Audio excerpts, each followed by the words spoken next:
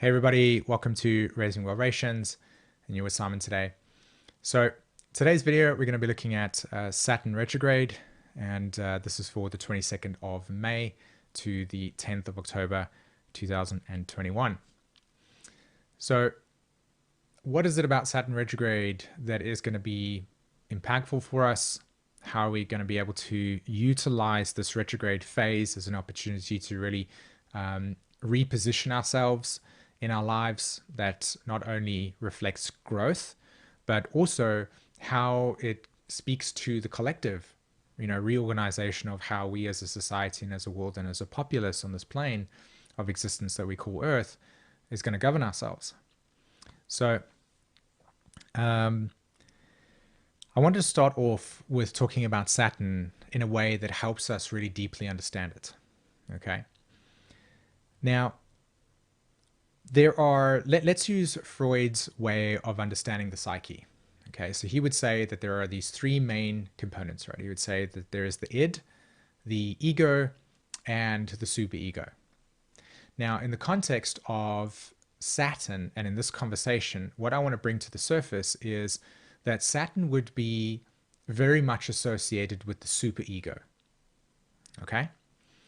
And what we define, or how we can express the superego, is think of it as the parent that sits behind you over here, right? That we all have this parent that sits here, and that parent is the one that comes along and says, you should get some sleep because it's late. You should make sure that you brush your teeth before you go out into society, or you should put on makeup because when you go out, you like to, people will see that you are attractive, right? Whatever randomness there is. Saturn is the part of our identity that guides us to understand where the social contract is, how we feel internally strong and authoritative within ourselves, right? Inwardly. And what are those guiding principles that have been instilled by mom and dad that shape our reality as we define it? Okay. So the context of the superego here and Saturn is when we're going about our lives, how many of us are conscious of the part of us that says, yes, no, you should do that, you can do that, and not? Now, Saturn in Aquarius is like that construct of identity that sits silently guiding us. Like, so the government would be considered a superego in the sense that it is the parent that says, you can do this, you cannot do that. Here are the laws, and here's how we're going to deliver the consequences if you don't follow them.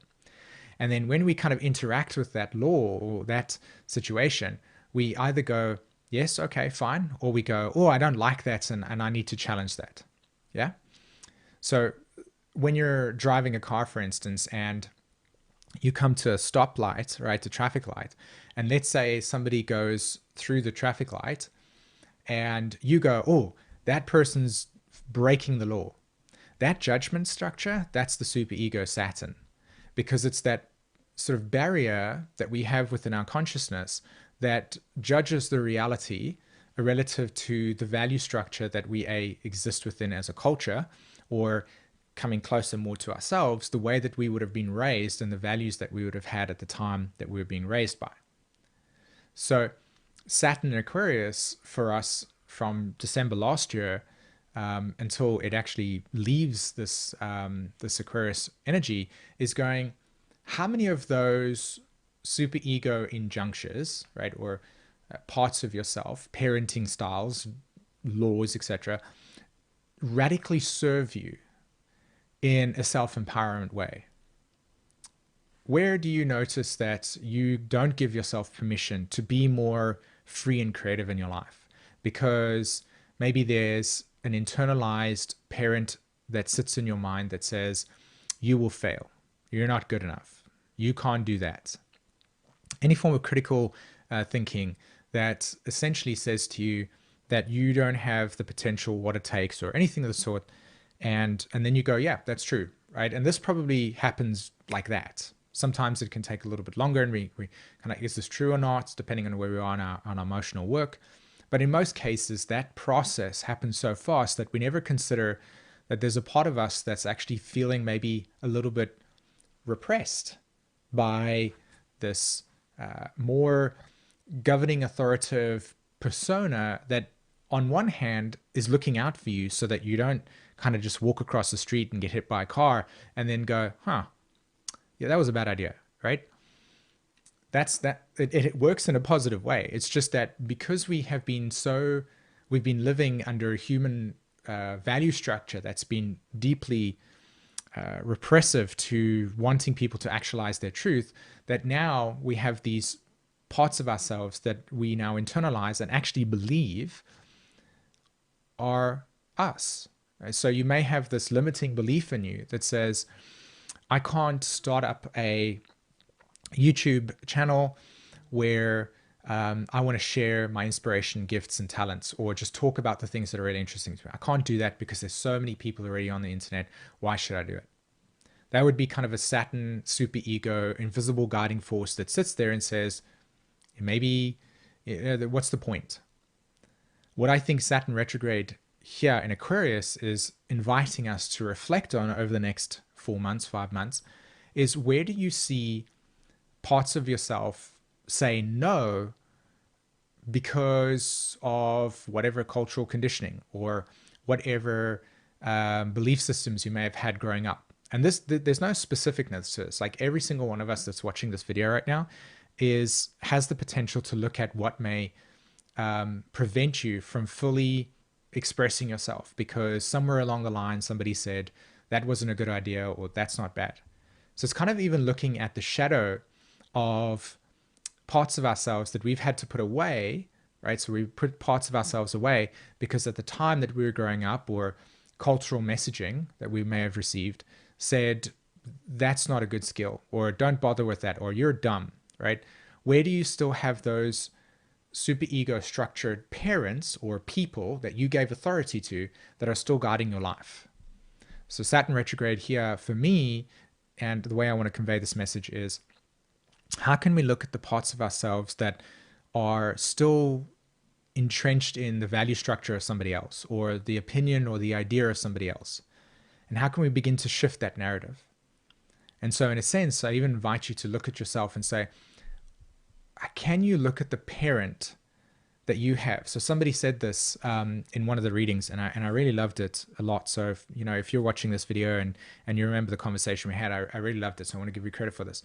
And they talked about the relationship between the ambassadors, so your super ego Saturn, and your inner child, the youthful part of you that's very excited, that's very open, that's, hey, this is who I am.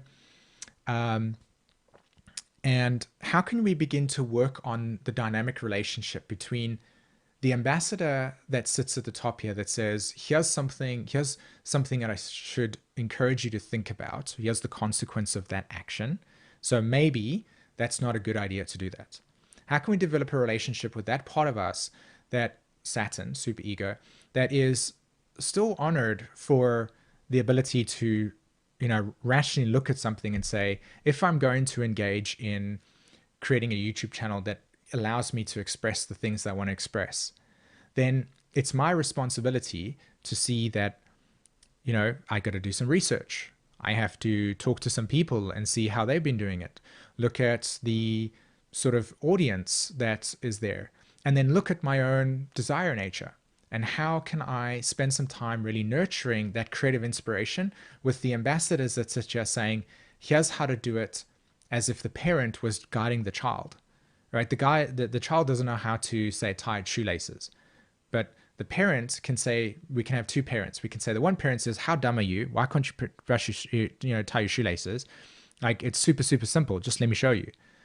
Or you can have the super ego ambassador that sits at the top here, right? That comes through you, talks to the inner child and says, this must be a new experience for you. I'm really excited to show you how to do this. So here's what we're going to do. Here's the shoelaces. And there's many different ways in which we can tie the shoes. We can maybe go onto the internet, type in how to tie shoelaces on YouTube, and explore different ways in which we can tie it. Now that we've learned, we can go and then practice it, right? Do you see how supportive the role is between the two? Imagine that you had a governing structure that allowed you to interact with life where you saw potential, and that the ambassador said, I'll help you in getting that potential actualized in the world, right? So it's not about how stupid are you, it's how can I help? How can I serve you? How can I allow my inner child to lead? And then the ambassador sit back and say, I'll support you and protect you when you need to, or I'll guide you when you need to. So this is my interpretation of the potential that Saturn retrograde has for us. So I'm going to jump into the chart and just look at the three major points that I think are influential in Saturn's retrograde. Okay, so yeah, we have 22nd of May, 2021, and we have Saturn going retrograde. Yeah, it's gone stationary in Aquarius. And at the time, it was, forming a beautiful trine to the moon in Libra. And of course, the moon trines all of this stuff here, and then Saturn trines all of that there. So you've got Gemini, or should I say, the sun entering Gemini. And we also have the North Node and Venus and Mercury. So that's where I get the communication, right? When I look at the charts of Saturn turning retrograde, and I see the Gemini function playing a very big role, what I sense, feel, and interpret is the communication between the part of us that, is defining and perceiving our reality, and the part of us that may have internalized messages growing up that are almost, in a sense, getting involved and creating a false perception of your capacity to be you, to be inspirational, to lead, to empower yourself. And we're living in a time where there's so much potential for creative expression. We're just sort of deeply bombarded by the outer world projections of governmental structures that have zero interest in your well-being. And so in that sense, what are you focusing on? Are you focusing on the parent and the need for the parent to guide you? Or are you focusing on the realization that you have this capacity to internalize your own parent and begin to empower yourself and take responsibility for that? That's a very scary thing, but it is what Saturn says. It says you can deeply develop a very profound internal parent, or you can still be the child that needs the support of the bigger people, right? That's the promise of Saturn. You can still be the child, but then you will always be asking and being needy and asking for everybody else's approval. Or you can internalize your power here and you can say, this is where my gift lies and I'm here to lead it and I'm here to be an authority in this area. So which language are you going to choose? Saturn trining all of this stuff in Gemini, yeah? And Saturn retrograde in Aquarius says, how can you liberate and then accelerate? So liberation means stepping back and asking yourself, where do you have negative beliefs about yourself? That's stepping back. The Saturn then says, let's liberate ourselves from that by saying, is this really true? And then C, Saturn wants to accelerate us, right? As we accelerate, we change the pattern. And this is a period. This is not like, oh, one step and then it's all done. It's an ongoing process here with this energy pattern. And then what I see beautifully is the Jupiter, and it's trining to Mercury over there, right? Mercury is not going retrograde yet, but it's in its shadow form. So again, we're looking at the intent to reflect potential, okay? So with this Chiron and Aries, Chiron is making the sextile to those patterns there, right? So there's the sextile. Let's go back to our little chart. There's Chiron. There's the sextile to Saturn. And it should be actually saying another sextile to the North Node, which there it is. Yes, correct. So let's clear this. There's the sextile to Saturn. There's the sextile to North Node, right? So Chiron is revealing to us the potential to heal through liberation. Liberation is the Aquarius archetype, the potential to heal, the Chiron. And then the Aries archetype is as we do something new, right? We're pioneering a new direction, right? So the ability to break out of the shell and to pioneer a new direction of self-autonomy and self-discovery. Okay, so that's that energy that's just, it's really potent with this Saturn retrograde at the moment. And of course, as you guys know, still the South Node, Quincunxing Uranus. So Where are we feeling stuck? Now, are we stuck in the past, or are we having the potential with Uranus quincunx in the South Node to have this moment blow up in our face, and we're like, oh, this really sucked, right? And Sat comes along and says, yeah, this needs to be processed. This sudden jolt of something or material that shows up in your face, how can you see this as an opportunity to process and liberate from those beliefs or those ideas about yourself? Okay. And this has to do with self-worth. This has to do with, where is your self-worth? Is it looking for other people's validation, or are you internalizing your own sense of capacity for truth for you? So let's have a look now at another significant pattern, and that is Saturn retrograde at 13 degrees Aquarius and Uranus at 13 degrees Taurus. And yeah, we have the second square that takes place. So during Saturn's retrograde, we will have the second square. So the first square happening in February, second square happening in June. And what's different here is that everything that's been occurring January, February, March, April, May, June, right? All of that material is now coming to a head. And on the 14th of June, this next conjunction, or sorry, not conjunction, square, will create tension in our lives in which there is a potential to restructure something in your life. So that's where all of what I've been sharing with you right now, this 14th of June, will be a peak experience that will show you how well you've been able to integrate what you've been dealing with since Saturn's retrograde period. Okay. So since the 22nd of May, everything will be going along, everything will be going on. And then when we hit this 14-degree mark, we'll have a peak experience. And that peak experience will give you a grading on how you have been processing and shifting. And it will give you a scenario or a quiz or a challenge of some sort. And then you will interact with it. And then it will give you some environmental feedback. Hey, congratulations, you've 66% completed on liberating yourself from these limiting beliefs. And you will make a decision and a choice around the 14th of June, that will be significant. Yeah, so, pretty intense charts in the sense that there's lots of trines, which of course is amazing. As you can see, Mars is now in Leo.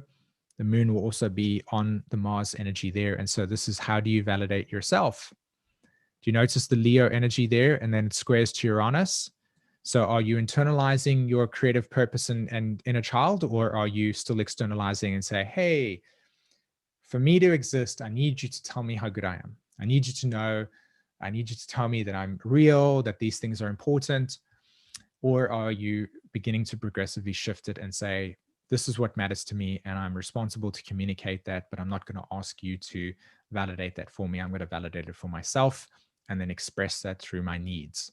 Hey, this relationship is working. I love it so much. Thanks very much. Appreciate it. Or, hey, I've had a certain amount of experiences where I feel that it's not working for me. Here's what I suggest. Can we negotiate or elaborate, talk about these issues? They're really important to me. I want you to know that if they don't get resolved, then I feel like I need to be moving and putting my attention somewhere else. It's harsh in the sense that we don't want to make other people feel sad, but that's the whole entire Pisces age nonsense, right? We've got to be able to start teaching people to be responsible for themselves and to heal their trauma and to heal their wounds, so that they are not placing it through transference onto other people and then blaming them for it. We're all being guilty for it. We all have been doing it, but now it's time for us to begin working on pulling as much of that away as possible. And that's what I'll be talking about in the Jupiter Pisces energy, right? Where we still are haunted by our own ghosts, right? We're possessed by our own past experiences, and they show up in our present moments, and we don't see it because it's a ghost, it's invisible, but we feel the presence of the experience because it doesn't bring us harmony. It actually creates and fractures relationships because of our wounding or our trauma. So that's a very powerful message that I think this June energy is about. And it leads you to the capacity to really live your life in the way that you're living it, right? You want to empower yourself through these experiences. You don't want to feel consistently stuck in your own ideas of victimization, Okay. So the question is, what can I do going forwards that heals and brings whatever it is that I feel is important to the world? So let's look at, okay. Okay. So let's look at the Saturn retrograde when it's going direct. And this is for the 10th of October. And so what we see here, again, Saturn is stationary. Now, there's a difference here, right?